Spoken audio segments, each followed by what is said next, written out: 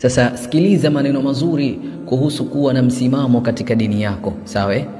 Anasema Imam Shafi'i rahimahullah, idha kunta fi tariqi ila Allah farkud, ukiwa katika njia ya Mwenyezi Mungu basi kimbia kwa spidi, kimbia haraka katika njia hiyo.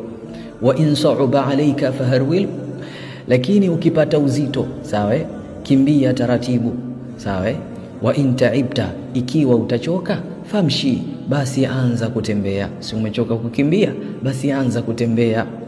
Fa in lam tastati' fasir habwa, ikiwa hautaweza kutembea basi tambaa katika njia hiyo.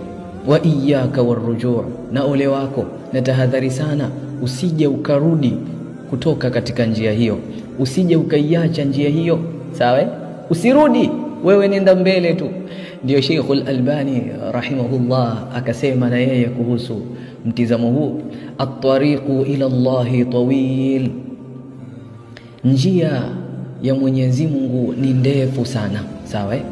Wa nahnu namdhi fihi kasulahfati, na sisi katika njia hiyo tunaenda tukiwa tunatembea kama kobe, sawa? Hatuna mwendo wa haraka, tuko taratibu sana katika njia hiyo ndefu. Walaysatil ghaya an nasila nihayat at-tariqi, sawa? Na lengo sio sisi kufika mwisho wa njia hiyo, walakin al-ghaya, lakini lengo an namuta wa nahnu ala at-tariq, ni sisi kuiaga hii dunia na kuiacha hii dunia tukiwa katika njia hiyo. Ndugu yangu, usione fedheha wewe kuswali, usione fedheha kujistiri, dada yangu katika imani. Kuwa na msimamo katika dini yako, sawa?